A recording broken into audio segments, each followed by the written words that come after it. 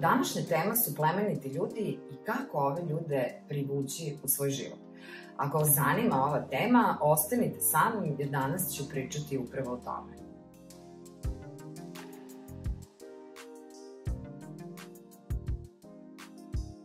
Postoje trenuci u životu kada su nam potrebni plemeniti ljudi. Ali hajde na početku da objasnim šta su to plemeniti ljudi i o čemu zapravo mi danas razgovaramo. Plemeniti ljudi su oni ljudi koji vam u nečemu mogu pomoći. To može da bude neki mentor, to može da bude neki učitelj, to može da bude neki vodič, neko ko vam pokazuje put ili način na koji nešto trebate da uradite, a isto tako to može biti i neka osoba koja će vam otvoriti neka vrata.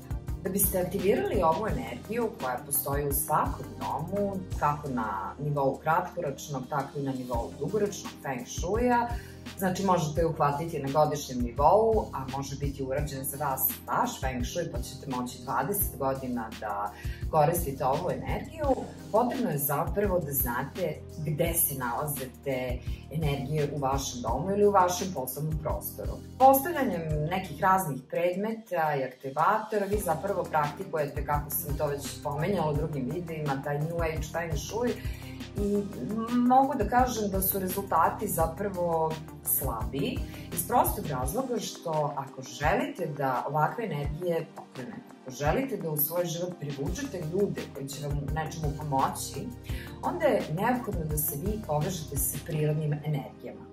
Klasičan feng shui govori o prostornom rasporedu energija i zato je neophodno da vi znate tačno gde se u vašem domu nalazi ova ili neka druga energija za neku drugu aktivaciju i da vi lično boravite u tom delu prostora. Tako ćete se fizički zapravo i mentalno povezati sa ovim energijama i možete da očekujete najbolje rezultate. Na koji način možete da aktivirate ove energije? Kada boravite u sektoru doma ili poslovnog prostora u kom postoje energije koje su vezane za plemenite ljude, potrebno je da imate neku aktivnost. Naravno, ne nasumično, tako. Nije dovoljno da vi sad spavate tu satima i da očekujete da će nešto samo od sebe da se dogodi.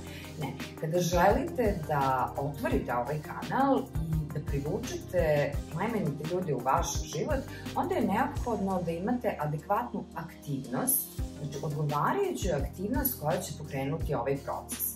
Neophodno je da se vi uključite, da vi odredite šta treba da se dogodi. Na primer, uzmimo da hoćete da postignete nešto vezano za posao, onda ćete naravno da razmislite ko vam je potreban da vam otvori neka vrata. Tada odlazite u ove energije, odnosno u sektor gde borave ove energije, pa onda malo istražujete, da vidite ko je ta osoba, pa onda napravite neki plan, da dok sedite u ovom delu vašeg prostora i na koncu konca odavde nazovete tu osobu, kontaktirate, napravite kontakt.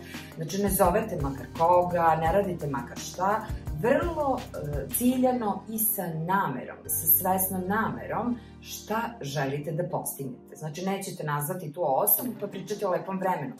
Možete blago ugodno je pozdraviti i vrlo direktno reći šta vama treba. Ti plemeniti ljudi postoje, definitivno postoje, tu su svuda oko nas, ali kako oni mogu znati da meni ili vama treba neka pomoć? Naprosto je neophodno da kažete, da izrazite svoju potrebu i svoju nameru. Tek tada plemeniti ljudi mogu da reaguju i da vam pomognu, naravno, jer ste ih zbog toga i nazvali.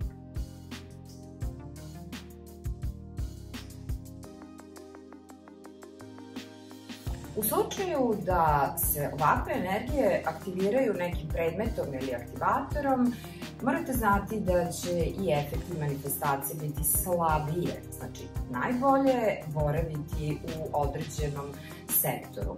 Kako se to manifestuje? Kad vi samo postavite neki aktivator i čekate da univerzum odradi svoje, onda je i vaš zahtev prema univerzumu koji je postavljen univerzalan, pa će samim tim i manifestacija biti univerzalna. Ako želite nešto konkretno da se dogodi u vašem životu, znači morate, sada je reč o plemenitim ljudima, ako želite pomoć, nećete reći postavljam ovaj aktivator, ja želim da mi se dogodi neki plemenit čovek ili neka plemenita žena da mi pomogne.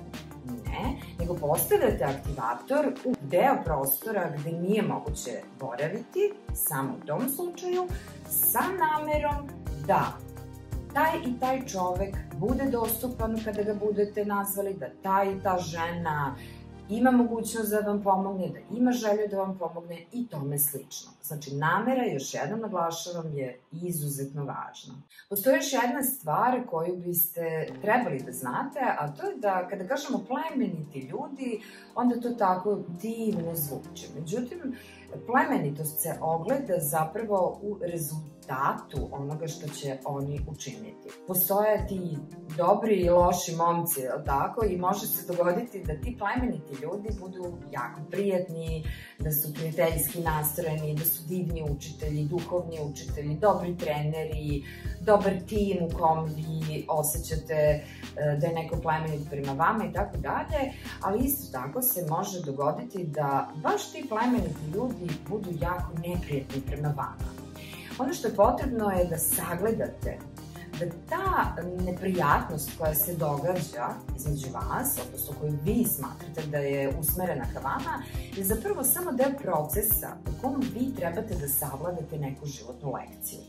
Kada budete savladali tu životnu lekciju, shvatit ćete da ta i ta osoba zapravo uopšte nije ni dobra ni loša. Ona je samo imala jednu ulogu da pokrene proces kod vas i da vas navede da savladate tu tešku životnu lekciju. Iz tog razloga vam se čini zapravo da su ovi ljudi bezobrazni, da su grubi ili ko zna kakvi, međutim ne.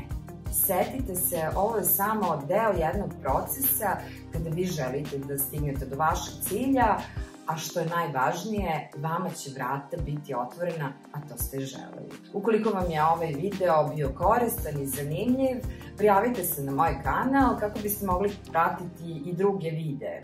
Kliknite subscribe ili prijavi se dugmence, a ako vam se dopao video i mislite da ima neku posebnu važnost, podelite ga sa vašim prijateljima kako bi oni mogli saznati ove male tajne. Vidimo se u narednom videu.